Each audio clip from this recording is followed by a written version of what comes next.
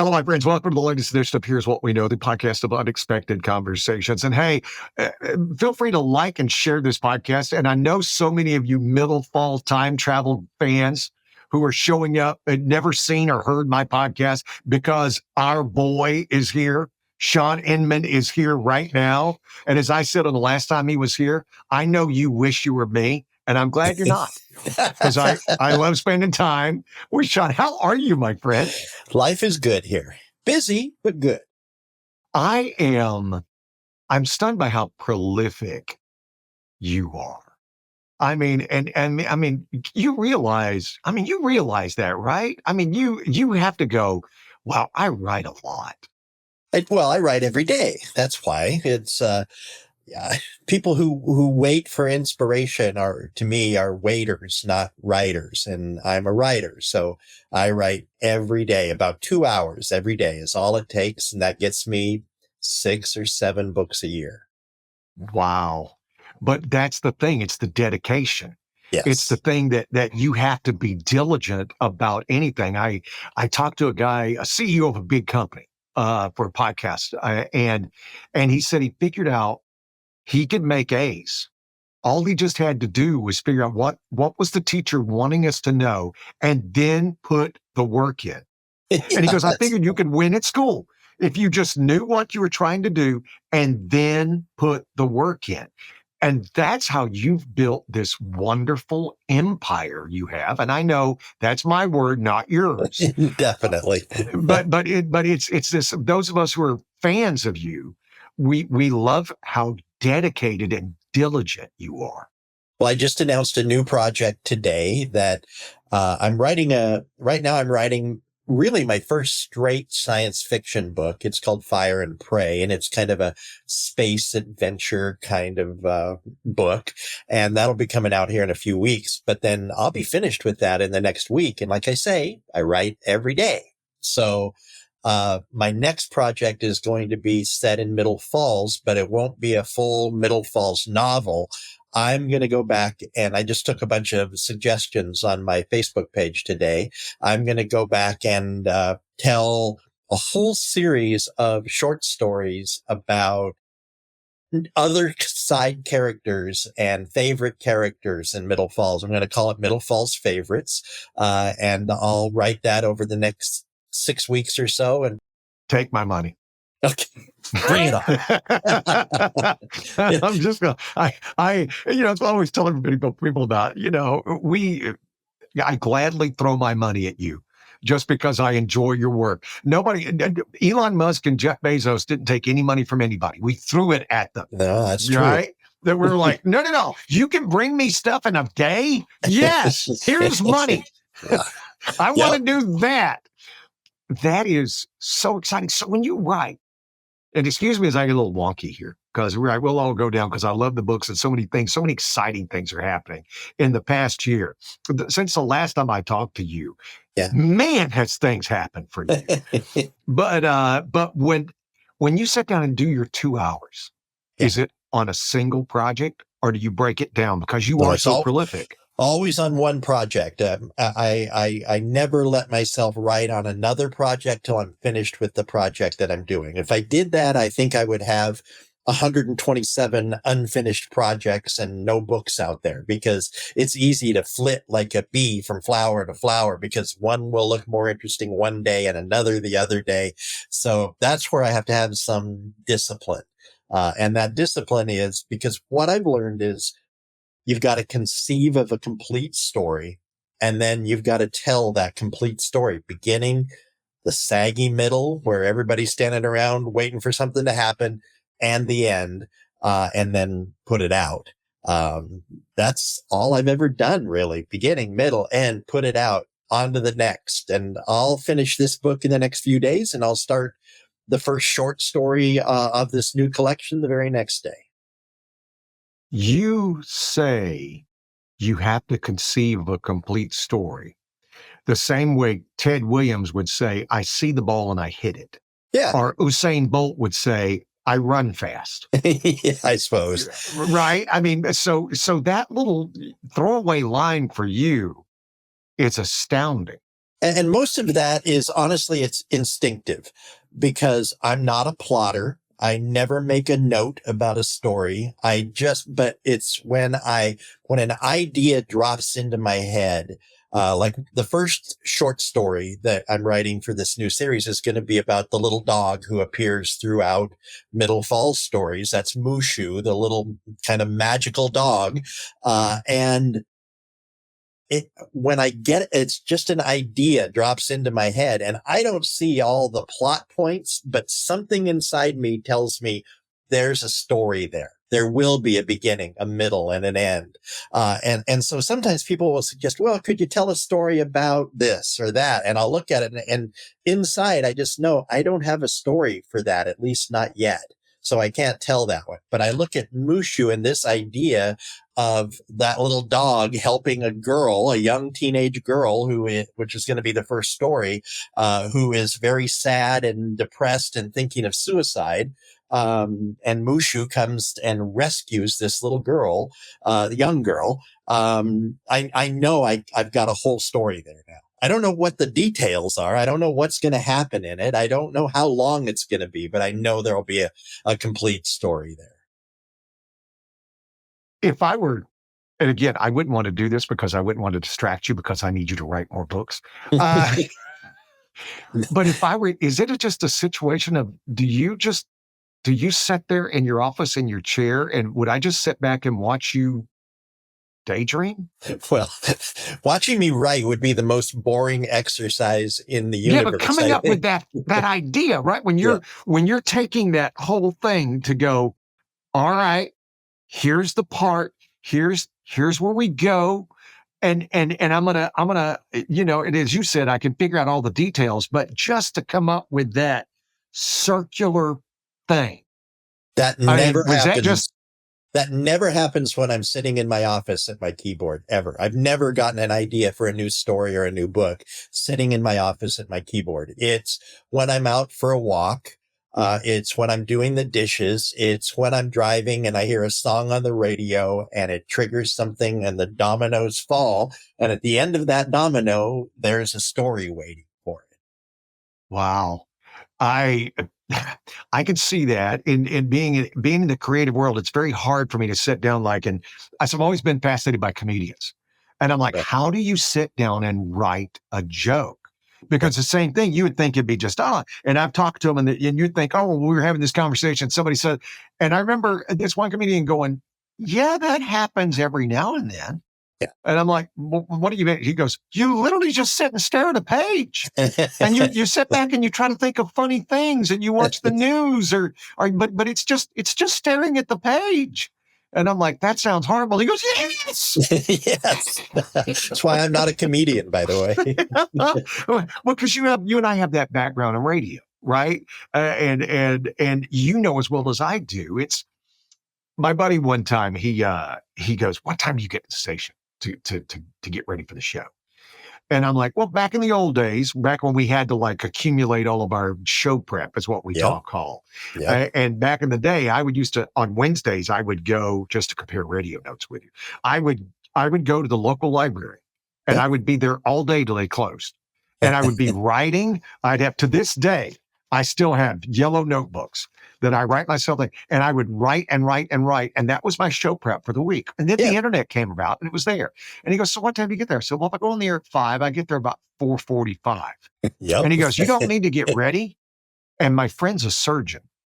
And I said, hey, James, if you've got surgery at 6 a.m., what time do you get there? He goes, 5:40, 5:30. He goes, I said, right, what do you got to do? He goes, Long enough to scrub up. He goes, I got to wash my hands. I said, but what else are you going to do? And he goes, well, I don't know until I get there. I don't know what's going to happen until I cut them open. I said, you've just described morning radio. And writing a book. Same thing. It's the process. I am fascinated, and I always have been. It's like I said, I don't care what anybody says, who your number one fan is. and you're talking to. I mean, that's all I'm saying. You know who he is, and good for you, Shawn. Not everybody does. Since Stephen King wrote Misery about Annie Wilkes, number one fan has a whole new resonance in a writer's life. So Here's the good news. I live a long way away from you. and the other thing is I don't want to disturb your creative process at all. Well, I don't have to write a new novel about Misery Chastain then or something. No. All right, And I'm good. just, I just wondered because the Middle Falls are standalone stories. And if you guys, and all you Middle Fall, what do we call ourselves anymore? Middle Fallians? Is there a name? Somebody in one of the group calls them MFers, but that doesn't really work for obvious reasons. Yes.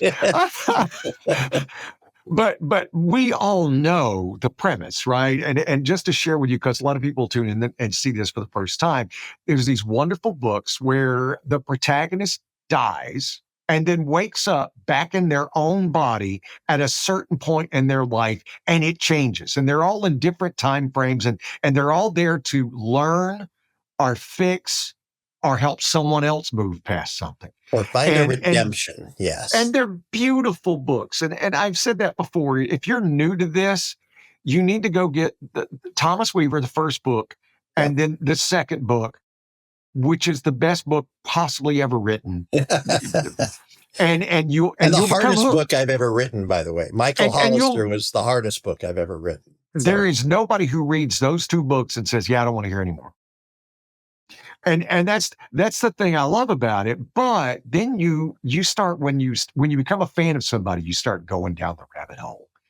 And then I found the whole Craig Dada stuff, and I'm like, well, let me go down this, because again, it's time travel, but it's a different sort of thing. And you know what I always love? That you didn't spend time worrying about how it happened. Oh, I don't want to, and I think I got that idea again. I go back to Stephen King. One of probably my favorite book of his is 11/22/63, which is a time travel book. And the mechanism for the time travel is a guy steps into a closet in the back of a little trailer, and they find themselves in 1957, or 59. And that's it. He doesn't take the time to explain how that rabbit hole got there or what the science is behind it or anything. Because I don't care about that. I care about story. I care about the human element. So if I take for granted that there is such a thing as a portal, what's the interesting thing that happens because of that portal? And in Alex Hawk, it's that he steps through, he gets trapped there without his daughter, who's on the other side, who's only 3 years old.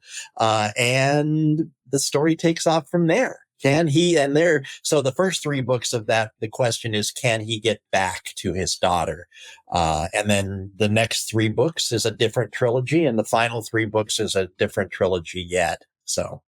Did you at any point, did you see those as continuing stories? When you first I knew Alex Hawk was going to be a trilogy when I started it.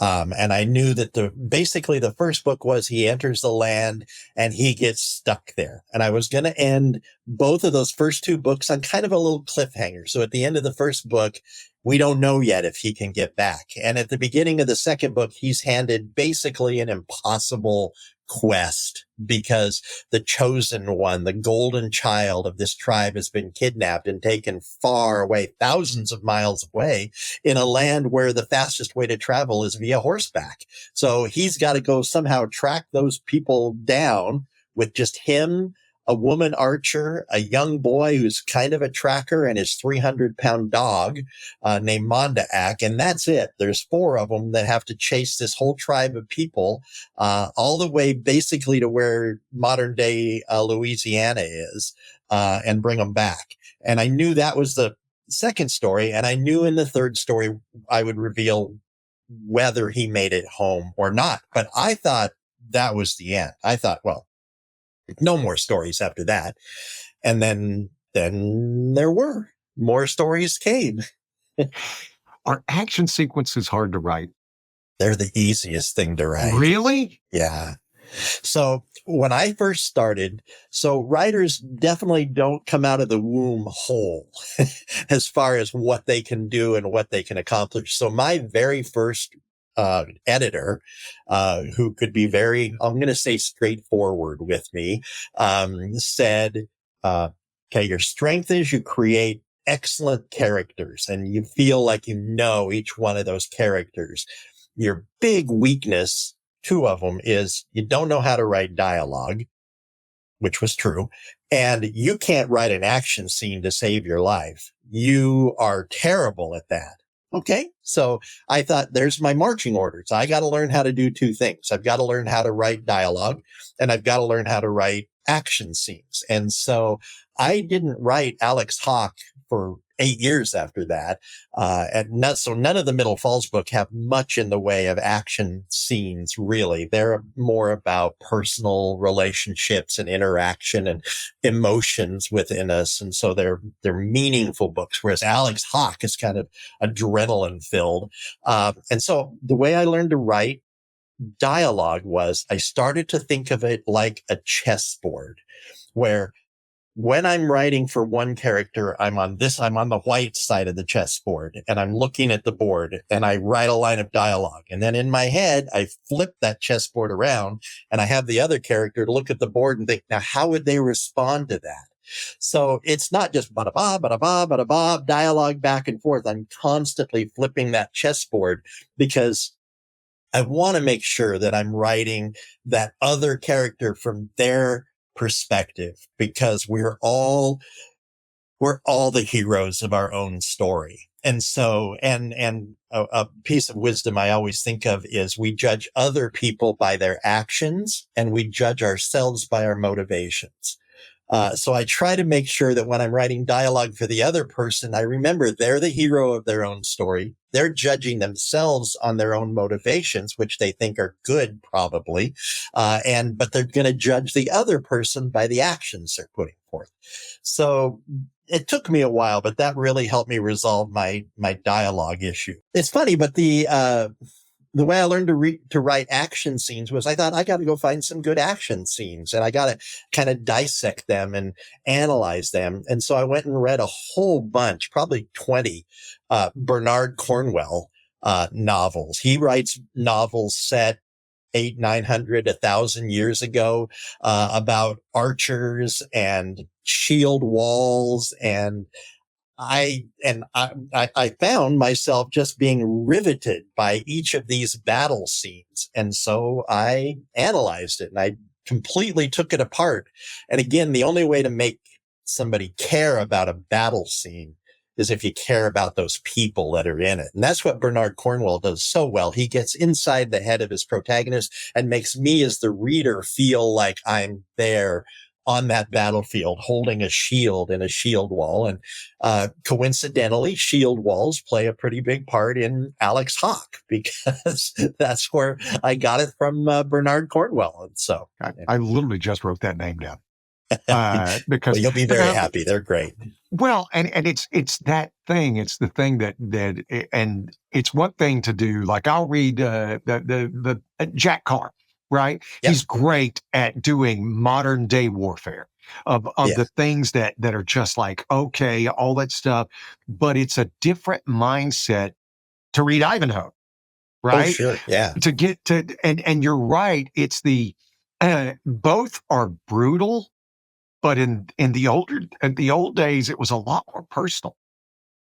I mean, you think about what it's like to kill someone in a Yeah. battle with swords and hammers and shields. That was And beyond horrific. the final book in the Alex Hawk series is called Battle for Cragdanaw. And I've got an imposing outside force coming against Alex Hawk and his force. And it builds up to it basically across 3 books. And the whole last 1/3 of the final book is them meeting in this long, drawn out, ongoing battle. But the challenge is we've got every character we've ever grown to love in that series is on that battlefield. And they don't all walk off that battlefield. Some of them are carried off on their shields. And that's the impact, because I have built these characters up over almost 1,000,000 words. So the reader is really involved in these characters and who they are and what they are. And some are bloodthirsty and some are pacifistic and wish that they didn't have to fight, but they're all out there because if they don't, they're going to lose their land and their way of life to this superior enemy. And so that's the climax of that series, is that battle that goes on for about 15 to 20,000 words or so. I can't imagine how daunting it is to write a character's end, right? It's not fun. It's not fun. I cannot even begin to think, because they're your baby, whether they're good, bad, indifferent, whatever. They're you think about any villain in any novel, they're a creation of the author. The author invested in them and did everything else and sweated over them and did that chessboard. I love the chessboard thing. I love that. If you're an aspiring writer, you're getting a master class right now. You're welcome. You're welcome. But to know that is it almost a fearful thing?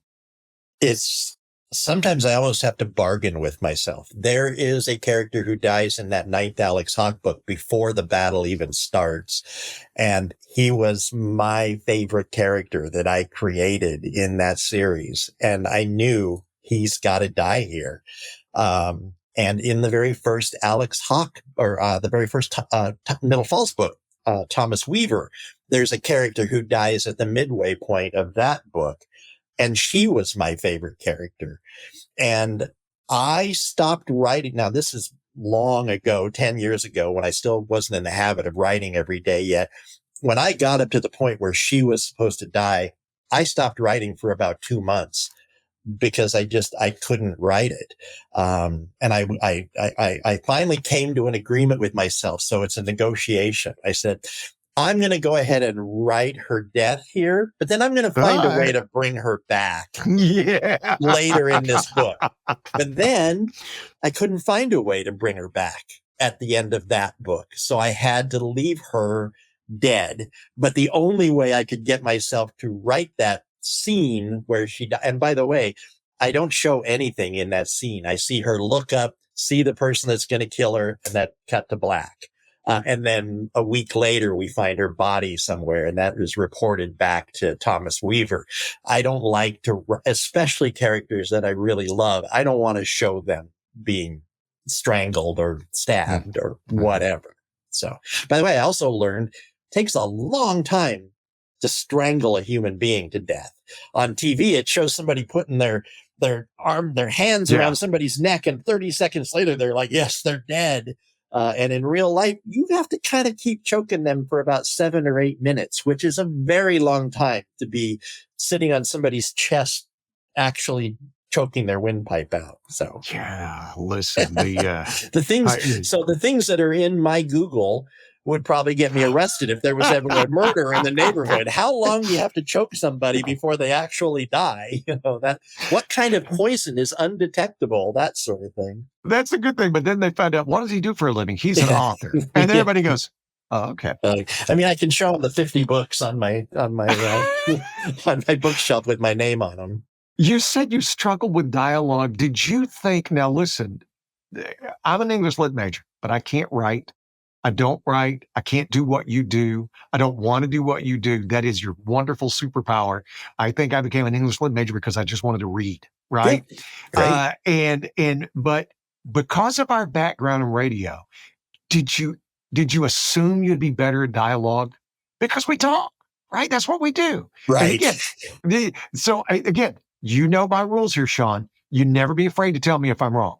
But did you have that hubris? I will tell you why I struggled so badly with dialogue, and it's the stupidest reason in the world. I struggled with dialogue when I first started writing. Matter of fact, when I wrote my very first book, Feels Like the First Time, I wrote it with no dialogue in it. And the first time I sent it off to an editor, they were like, "Are you slow, boy? You need dialogue in here." And I was like, yeah. So I had to confess to them the reason I didn't put any dialogue in was I didn't understand the grammatical rules of writing dialogue. I didn't do all of the commas and periods and exclamation points go inside the quotation marks, do some. And because I didn't know it, I do what we do, which is I just avoided it. And so he had to give me a crash course in how to grammatically write dialogue. And that felt like the sun rose, broke through the clouds, the angels sang. And I was like, I felt free to write dialogue because I finally knew how to do it. Now that's a pretty terrible headline. Best-selling author didn't know how to write dialogue, the rules of dialogue, but it's the way it was. And I had great English teachers in high school and college. I had just let that all leak out my brains while I slept for the 30 years in between going to school and writing my first book. So mea culpa. Your dialogue is really good, but you know what you're one of the best at? And I say this as somebody who reads and listens to a lot of audiobooks, and that your talent is elite. Internal dialogue. I don't Yes. know if there's anybody better at it than you right now. Thank And you. I mean that. And I'm throwing Stephen King and everybody else in there. Your internal dialogue, because it has to be, especially with Middle Falls, because they're going through something nobody knows they're going through. And that's what got me hooked. That I sat back and said, this guy, what the hey, this guy. I mean, So it's something. when I write the Middle Falls books, I'm my eye in, so I'm one of those writers who sees the movie in my head as I'm writing it. So I always say, I just watch the movie and then I type up the incident report, which is more or less true.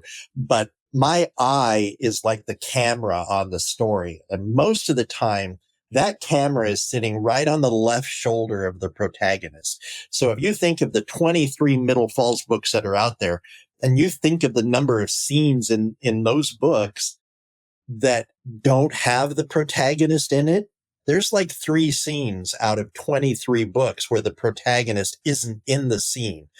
And that's because that's where that camera is. But then once in a while, I like to take that camera and turn it just a little bit so it's looking inside the brain of the protagonist. And I think, what would he or she be thinking right here? And if if I get it and it's important, then I write it as an interior monologue. And you're very right that the thing that's challenging about writing Middle Falls is everybody in the story, other than our protagonist in most cases, doesn't know what's going on in the story. They don't know that our protagonist is living their second or their 10th or their 1200th life like Charles Waters did. They just see the normal guy that they've been going to school with all this time. So I need to look inside the brain of Thomas Weaver or Michael Hollister was the key example because he's a serial killer in Thomas Weaver's book. And in the second book, he starts out by killing his father. I think it was 87 times he kills his father. He wakes up, he grabs a knife and he goes and kills his father for a very good reason. And then he kills himself and he wakes up and he finds a knife and he repeats that because I had to find a way to get all the anger out of him, all the angst. I had to let it flow. And on the 88th time, when he wakes up, he grabs that bone handled knife and he looks at it and goes, I think I've killed him enough. And he slides the knife back into the block. But I needed to show his interior monologue. Again, we're all the hero of our own story. If you read Thomas Weaver, all you thought about Michael Hollister was he's a bad dude. A lot of people said when I got to the end of Thomas Weaver and I saw the next story was about Michael Hollister, I didn't want to read it because that's a bad dude. I don't want to spend an entire book in the mind of that bad dude. But then eventually they read it and Michael Hollister is the most popular book in the series. It's the book everybody loves the most. when I got to the end of the first one, I could not buy the second one fast enough. I'm not kidding. I bought it because I was listening, because, I listen when I run. I love audiobooks.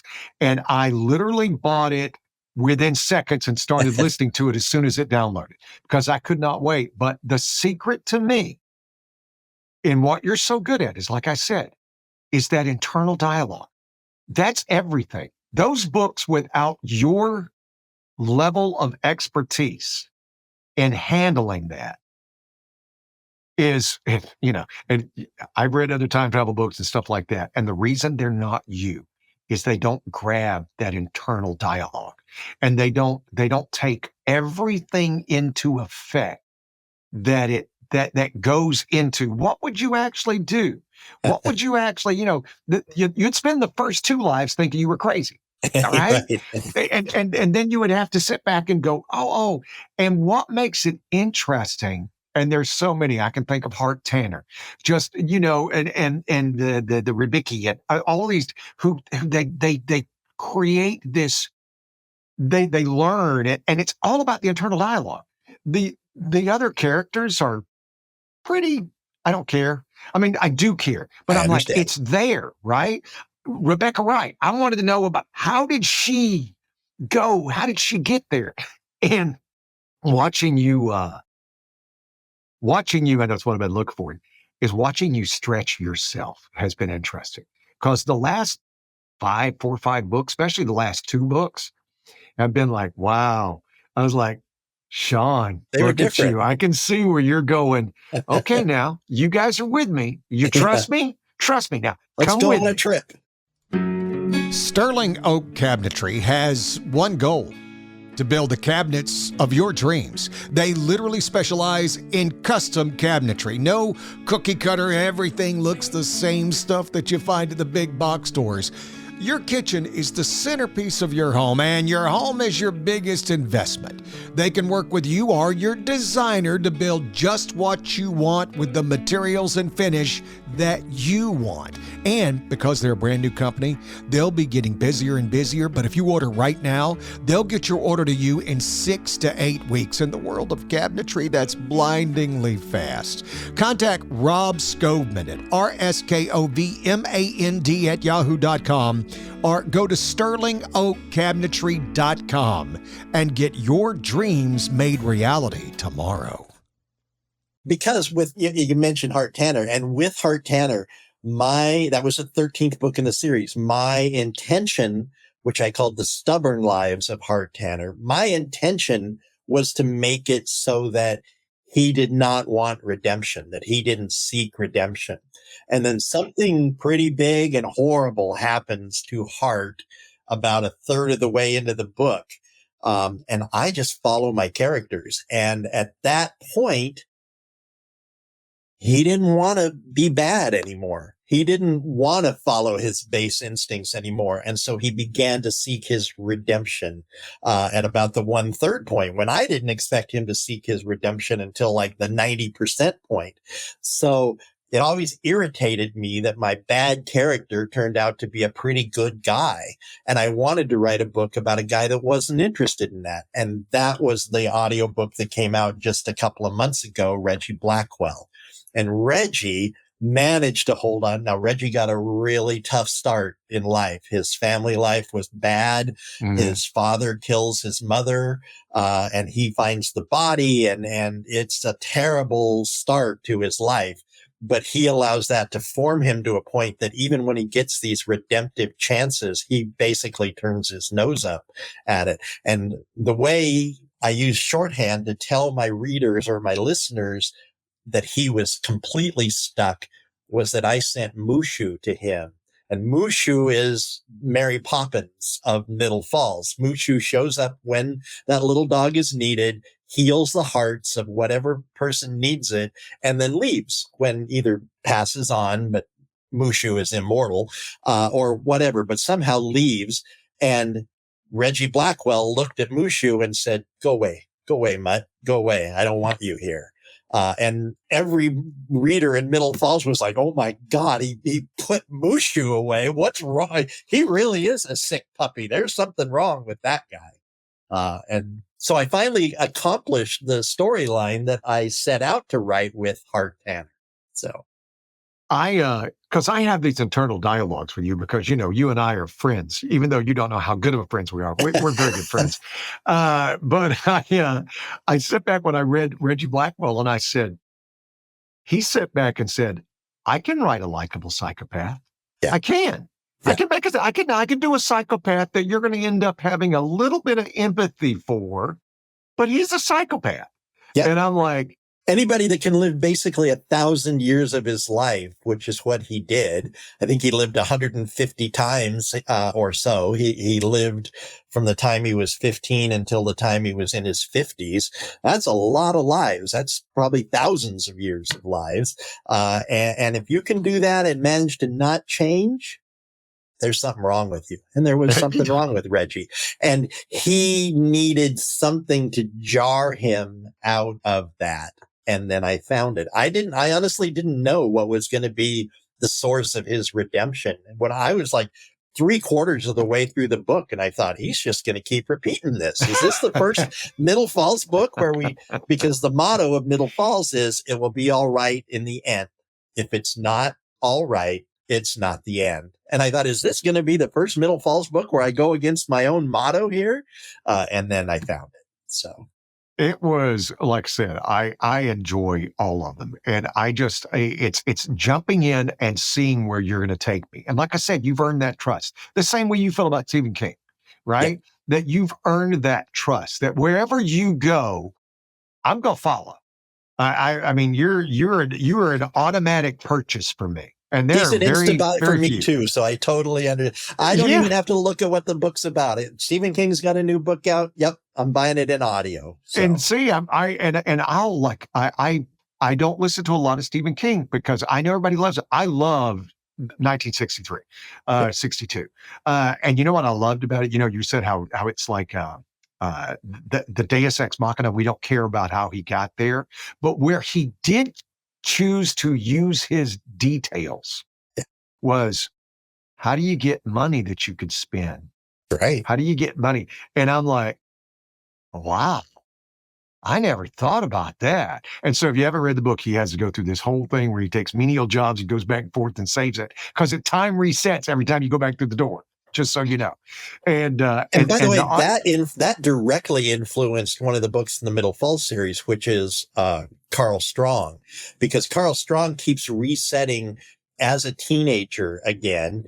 And so there he is. He's like a 17-year-old boy in a small town in Oregon. He doesn't even have a car at the beginning each time he wakes up, and he has no money. His father is a drunk at that point and works at the box factory. They live in the worst neighborhood in Middle Falls, which is Crampton Village, but which I always call Crapton Village in there. So but how does Carl Strong work his way out of that?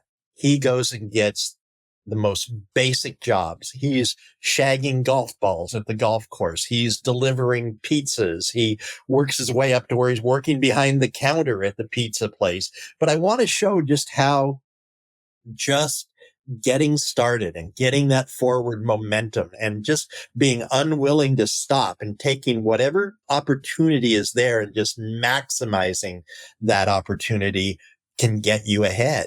And he does. Ultimately, it takes him a while to get. I mean, the book is called The Tumultuous Life of Carl Strong. So there's a little bit of tumult in there, of course. Because when he gets what he thinks he wants, when he gets what he thinks will make him happy, he realizes it's not happy. And how often is that the case in Middle Falls? All the time. And when he wants to blame his wife, right? Yeah, because right. And he ends up, and he has every reason to blame her. Yes. And then he turns out to go, there's no there.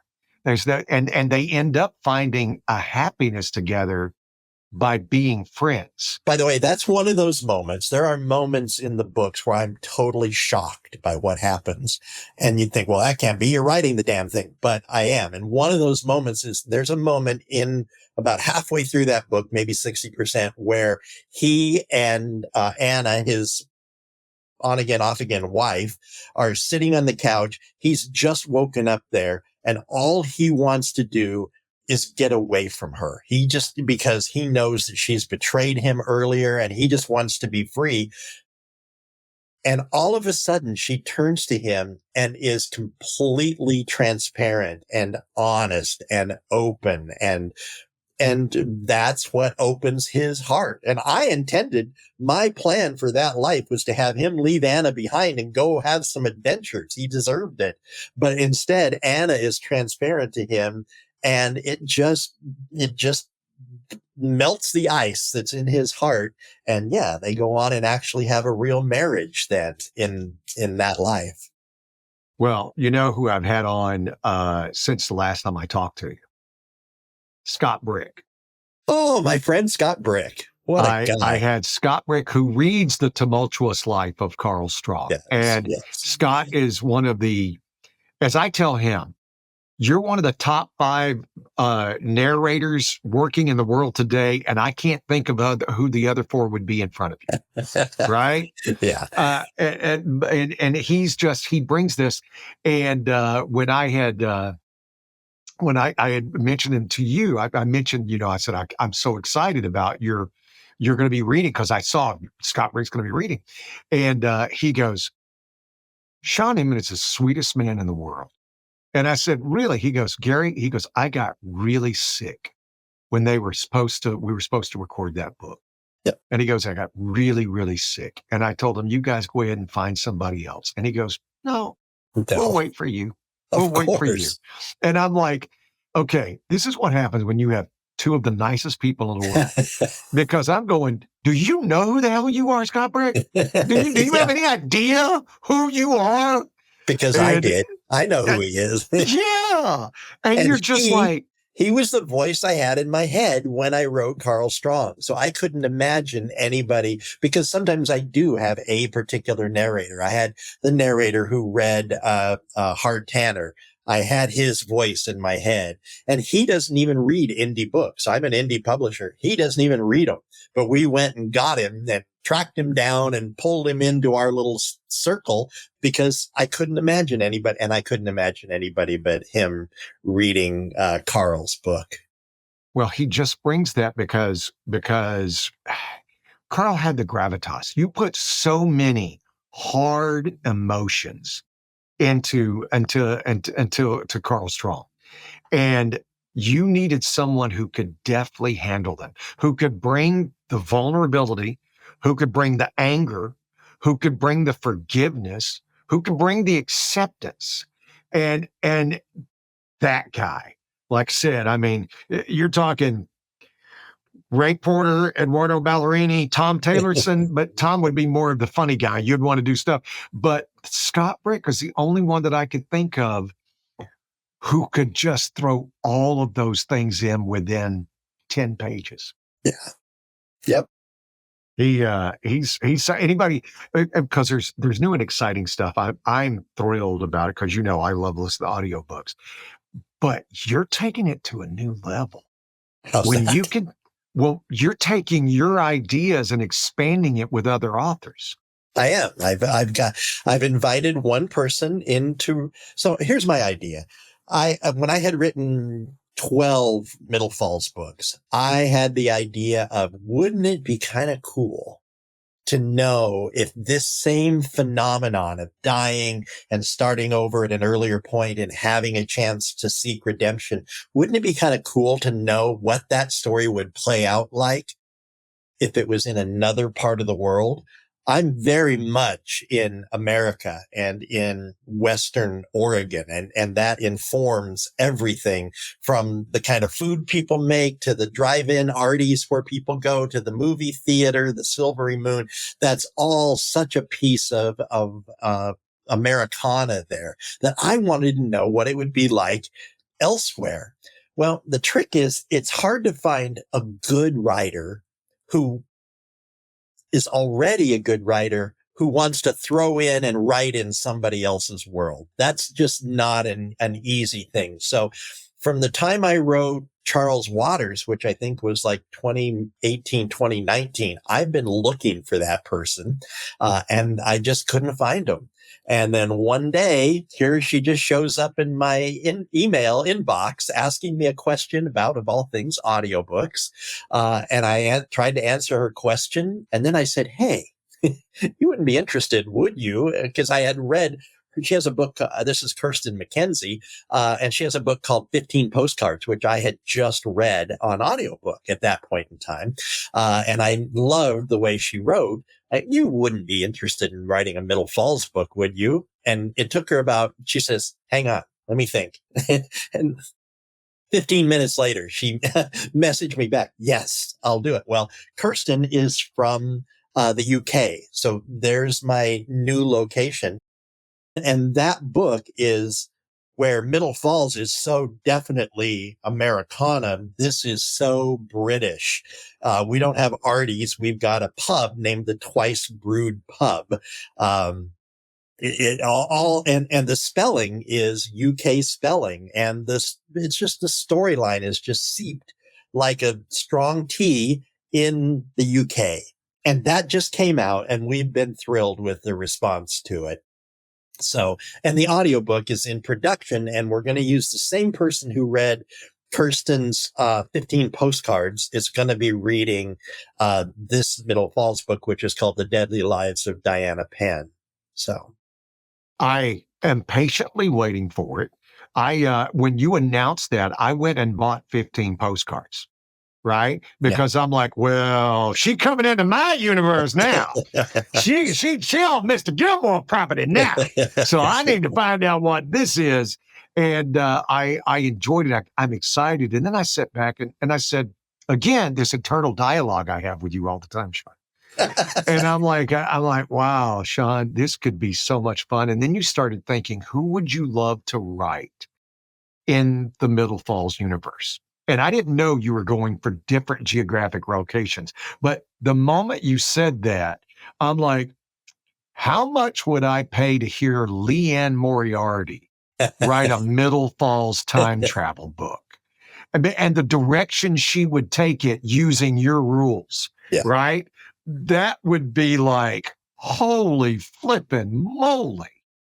And that's interesting because I specifically did not want somebody who writes like me. I wanted somebody that writes like their own voice. I wanted to see Middle Falls ideas through a different brain, filtered through a different brain. And Kirsten is a very different writer than I am. She is so good. You say I'm good at interior monologue, and thank you. She is so good at descriptions. And she uses these small details to just suck you into a scene. And she's so knowledgeable about them. That is not my particular skill. If you read my books, they're pretty sparse on descriptions. I'm always just all about the plot and the people and moving forward. I don't ever take much time to set the scene. Well, she likes to do that. She's very good at that. And so now I have a Middle Falls book out there where we've got that told through a UK perspective. And now I'm talking to somebody who lives in Australia, to maybe expand it again next year. And if I could find somebody and that person I've known for 12 years and I know they're a good writer. So if I can find somebody I can see as a good writer and they live, I don't care where, as long as it's not in the Western United States. If they live in Sweden or Germany or Nigeria or whatever, I just want to be able to have, and part of that is people have a pretty voracious appetite for Middle Falls books. People would like it, I think, if all I wrote was Middle Falls books, and I choose not to do that. Now, they're my bestsellers. So why, if you have a line that is your bestseller, why don't you just write more of that? And the reason is I don't want to lose that feeling I get each time I come back to Middle Falls. And I feel like if I just wrote one Middle Falls book after another, I would start to lose sight of what makes it special. So I limit myself to 2 Middle Falls books a year. I publish one in the springtime and I publish one during the holidays. But people want more of that. So if I can find Kirsten, who's now going to write 2 Middle Falls books each year as well, and I can find somebody in Australia that's also going to maybe write 2 Middle Falls books, well, now I'm giving them 6 Middle Falls books each year, which is kind of fun. So that's my plan. I thought it was one of the most brilliant ideas. I really did, because franchising is what we're talking about. Yep. And the ability, and like I said, the moment I said it, I sat back and started going, like I told you, Leanne Moriarty. Who wouldn't want to see Daniel Silva write a Middle Falls Right. time travel book, right? But the way he does stuff and how everything just flows when you read him, and it's just like this. It's like watching a slow moving thing of paint that is just so gorgeous, right? And seeing him do that, and then you can go into the like, different genres and stuff Right. like that. Again, I mentioned Jack Carr. Wow, Right. can you imagine that guy waking up, going, "Okay, what are we doing here? How can Yeah. we save the hostages?" Right? I mean that the idea. You know the omnibuses where everybody will take a chance at writing somebody else's Right. Yeah. characters. I Yeah. mean, you'll see that Jonathan Mayberry does it every now and then with Joe Ledger, where they'll bring in and stuff. I'm telling you, Shawn, it's time for a Shawn Inmon omnibus. Well, the challenge with some of the people you're naming is they're pretty busy already. They've got a pretty nice little publishing empire going on of their own. Do they really want to take the time to step out and step over into my world? Because when these people come in, I'm upfront with everybody. I'm not writing this book. What I do is I'm essentially the editor of the book. So they come up with the story on their own.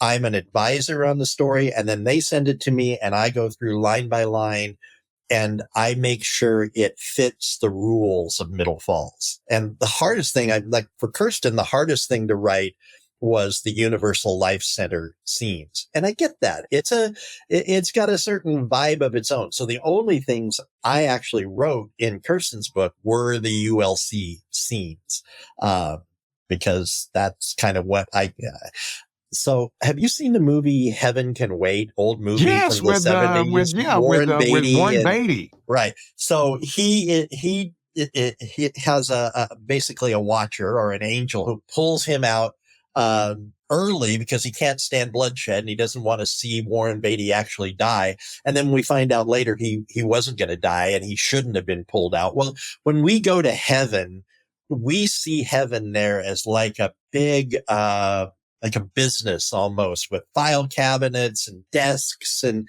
it's just endless. It just goes on and on. Well, I saw that in the 70s when I was a teenager, and that idea always stuck in my head. And that movie, those scenes in particular were the inspiration for the Universal Life Center. So when the first thing I wrote about the Universal Life Center it was an endless row of desks with an aisle between them, which is how I remembered that movie being. So that's where the Universal Life Center originally came from, because I was originally going to write Thomas Weaver with no Universal Life Center in it. And my editor said, wouldn't it be nice if there was some intelligence looking out for them? And I thought, oh, sure, I can do that.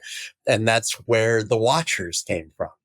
And the very first scene in the Universal Life Center, when Emelian says to her supervisor, "Am I not feeding the machine?" I didn't even know there was a machine until I wrote that line. And that, to me, that was a throwaway line. Well, now the machine has become this overriding, overarching thing that runs through all my fictional books. So we get the origin of the machine essentially in the Chronicles of Altor, which is also the prequel to Alex Hawk. My new series that just finished up this year, the Lost Eden series, has the machine woven all in it.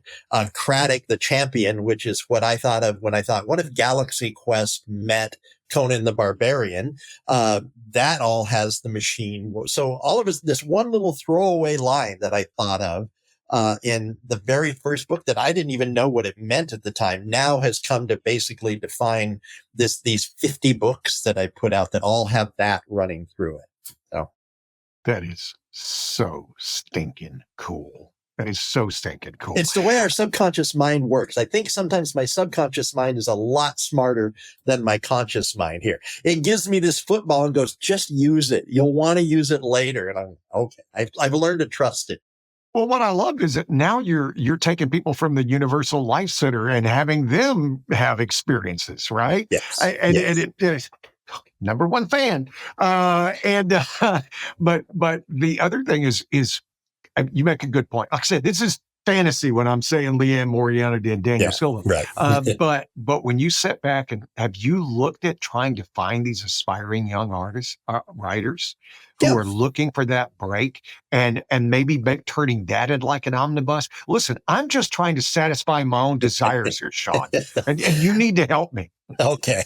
Well, that's kind of what I'm doing. I'm looking for writers who can show me they're good writers, but aren't completely established yet in their own outsized careers. And what happens is at that point, what I'm bringing the Middle Falls fan base to the equation, and they're bringing their writing ability and their talents, and their perspective to my world. And I give them my readers, and I got to make sure that they're going to take good care of my readers. But Diana Penn has been out in the market for almost a month now, and now I know that it's done just fine with my readers. What I expected was there would be a small percentage that would say, I think I like this lady better than I like Shawn Inmon. And I thought there'll be a small percentage on the other end that goes, oh my gosh, this woman thinks she's Shawn Inmon and she ain't Shawn Inmon. And then in the middle would be the vast majority, 90%, that would be like, I just love to have more of this concept in my life. And that's pretty much the way it's played out so far.